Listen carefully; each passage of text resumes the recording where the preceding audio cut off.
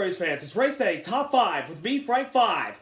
I'm back. Happy New Year. Happy decade. New decade. 2020. Welcome to 2020. A new decade, a new year, and that means NASCAR's back. And it starts this weekend. And we've got a lot to discuss, and what I cannot express, maybe the most exciting NASCAR season I've ever expected. No, seriously. I mean, this field may be one of the best that we've seen in a long time since we had all the past veterans back then, and now we've got new faces coming into the sport. This is incredible. I'm rambling a lot. Let's ramble more. Let's get started about this new season. It's time to get started. Number one, NASCAR itself has removed primary sponsorship from their primary Cup Series this year. The last couple of years, NASCAR's had a primary sponsor, like Winston, the cigarette brand that R.J. Reynolds owned. Nextel, which then was owned by Sprint, and Sprint obviously took over sponsorship in 2008. And then the last couple of years, it's been Monster Energy, which is basically the official energy drink of NASCAR. But Monster Energy and NASCAR pulled sponsorship for the primary title at the end of the 2019 season. So NASCAR is just the NASCAR Cup Series this season, but it has 4 associate sponsors helping them this year. And they're kind of like all the main official sponsors for NASCAR, like the official soft drink of NASCAR, Coca-Cola, the official beer of NASCAR, Busch Beer, the official insurance sponsor of NASCAR, Geico Insurance, and the official, network partner NASCAR, Xfinity, which is the Tomlin sponsor for the NASCAR Xfinity Series. And this is kind of a way to save money, I think, but hopefully this works down the road, and NASCAR can eventually get sponsorship down the road to sponsor the entire primary Cup Series. But it definitely, I think, has helped save NASCAR money coming into the season, especially when there's a brand new car coming out next year in the next gen or the Gen 7 car for 2021. Number 2, the end of an era. Jimmie Johnson is about to embark on his final NASCAR Cup Series season this year in 2020. He announced after last year's finale in Homestead, a week after the finale, that he would be chasing his 8th championship for the final time this year, driving for Rick Hendrick in the number 48 Ally Chevy. I wish nothing but the best for this man. No doubt, this guy is going to be a first ballot Hall of Famer when he is eligible for the Hall of Fame in his, after a couple years after he retires. I mean, Jimmie Johnson, his career accolades shows it all. 7 championships, tied with Richard Petty, Dale Earnhardt, 2 of the GOATs of NASCAR. 83 wins, and I was there for his most recent victory at Dover in 2017, so that's pretty special. And all the crown jewel events he's won, from the Daytona 500 to the Indianapolis 500. I mean, Brickyard 400. I almost don't want to get mixed up with IndyCar. The Coca-Cola 600.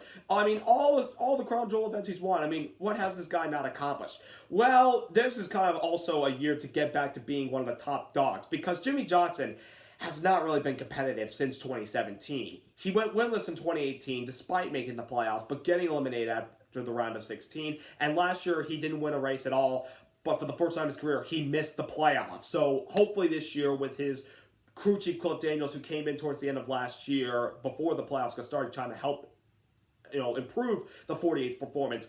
He comes in this year as his crew chief. Hopefully it can improve themselves and be a much better race team. I have Jimmie Johnson making the playoffs, and hopefully he can get a win in his final season, and he can make the playoffs, and maybe, hopefully, he can make a run for his 8th championship. Wouldn't that be something? I mean, I don't really see it, but you never know what can happen, obviously. So, wish nothing but the best to Jimmie Johnson, and we can't thank him for everything he's done in the sport. I know people, have watched my videos over the last couple of years. I've been kind of hard on Jimmie Johnson. I've grown towards him recently, and I, hope he can win a race and make the playoffs this year. It'd be pretty cool.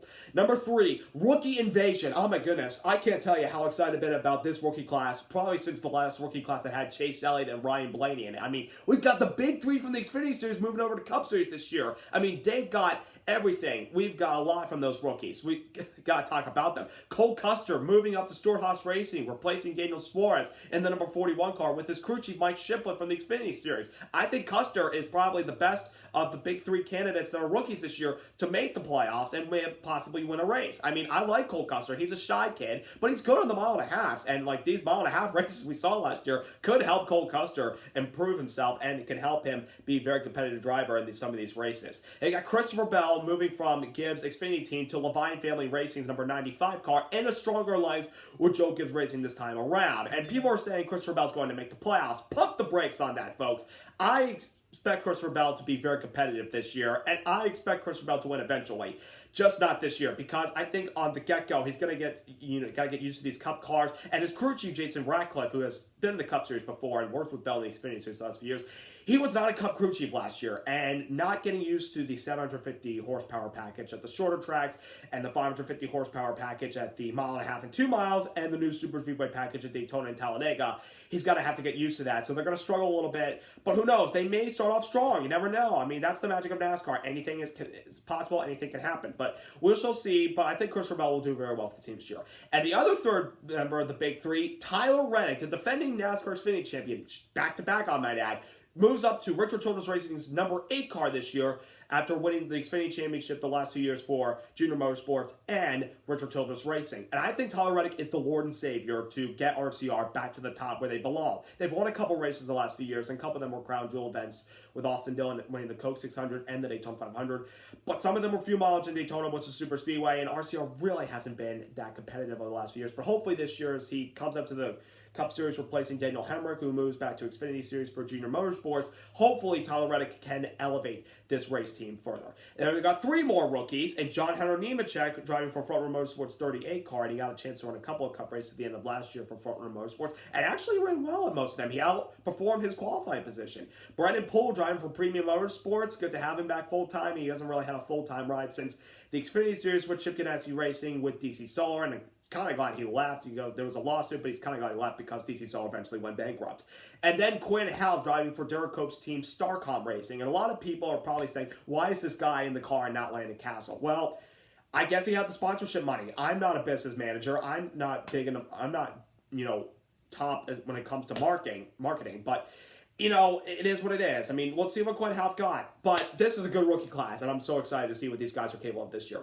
Number 4 would have to be driver swapping teams. Obviously, rookies coming in, they move to new teams, and that means some of these other drivers that drove for the teams they were the last couple of years, they're changing teams. So let's start with Matt DiBenedetto, obviously. Had a breakout year last year with Lafayette Family Racing. Now he's going to be driving for the Wood Brothers this year, replacing Paul Menard, who retired at the end of the 2019 season, and immediately told the Wood Brothers, get Matt DiBenedetto to drive your car. He's here, and it's an alliance with Penske Racing, so hopefully it helps up the performance, and Matt DiBenedetto could make the playoffs this year and get the Wood Brothers their 100th win. Then Chris Buescher returns to Roush Fenway Racing the first time since the 2015 Xfinity season when he won the championship that year. Buescher will drive the number 17 car and be a teammate to Ryan Newman, and I think this is the best move Roush has made in a long time because Chris Buescher can drive a race car. He's a smart kid. He knows how to drive. He finished 20th in the points last year for JTG Doherty Racing, which is big. I mean, that outperformed the 17 car driven by Stenhouse Jr. As far as Stenhouse Jr. goes, he's moving over to JTG Doherty Racing, coincidentally, in a way. But let's face it, that was the best move because Stenhouse kept stuffing Jack's cars into the wall every single week.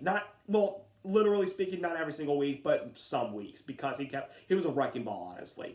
Ryan Preece will shift over to the 37 car. Now, as for Daniel Suarez, with Cole Custer moving to Stuart Haas, where does that leave Daniel Suarez for 2020? Well, he found a ride. It's not the best ride, but it's a full-time ride, and it's an uncharted team, Gaunt Brothers Racing, which you mostly sometimes see run the super speedways, and the last couple of years they've been running a few more races in the regular season and the playoffs as well. This year they're committed to the full season with sponsorship from Coca-Cola and Aris, although there was another sponsor on there, and I can't remember its name, but it owns Aris. And this is good for Daniel Suarez. The problem is, though, going into Speed Weeks, which starts this week, they're not locked in the Daytona 500. They have to qualify. Hopefully, they could be one of the fast 2 qualifying Sunday, and they get an engine from TRD, and they can make the show Sunday. So we'll see how that goes. And number 5, a lot of schedule changes this year. I mean, this might be one of the most craziest schedule changes you've ever seen. We start off the year with our Daytona 500 on Fox coverage, and then we go to the West Coast swing and Viva Las Vegas. Get your money and your bets on. Then we go to sunny California. Then we finish the West Coast swing in Phoenix. Then we go to Atlanta. Then Homestead. It's not the last race of the season. It's going to be a part of the regular season. Martinsville's getting its first under the lights race on Mother's Day weekend. I cannot wait for this race. Then Pocono has a doubleheader weekend of the Cup Series when NBC begins their coverage after Chicagoland. Pocono's going to have a doubleheader weekend for Cup, which also figures the Xfinity Series Sunday morning and the Truck Series Saturday morning. Then Indianapolis will move over to the 4th of July date. I'll talk about that in a moment, how I feel about it. Dover loses its playoff race and moves up to the regular season, and the regular season is going to end under the lights at Daytona. Let that sink in. That sounds fun. I'll get my opinion on that again. And then the playoffs, I mean, this round of 16, the first 3 races for the round of 16, you couldn't have picked a better couple races. The Southern 500 at Darlington on Labor Day weekend. The night race at Richmond. The night race at Bristol to end the round of 16. That is incredible. That is probably one of the best moves NASCAR ever made as far as schedule changes. I love this move. I hope I get to go to that race because I've been the last 2 years and hopefully I can get to go this year. Then round of 12 will be Kansas, then Talladega, then we're finishing off with the Charlotte Roval. And by the way, I already got my tickets for that and I'll be at that race in October. Then the round of 8 will have Kansas, Texas, and then Martinsville. It will decide who makes the championship 4 at Phoenix International Raceway. It will be the last race of the playoffs, and the race decides who wins the Cup Series championship. I gotta say, I'm a big fan of all these changes, except Indianapolis and Daytona swapping their dates. Because Indianapolis, that time of year, and it's July, drivers get really hot and dehydrated. I mean, the last time we raced in July in 2017, Casey Kane won, and he was dehydrated from his head to his toe. So, I mean, I gotta let these races sit in. I mean, NASCAR is not really saying this schedule will be the same for 2021, so it could change. They could swap Daytona and Indy. We shall see. I mean, I could change my mind, but we shall see again.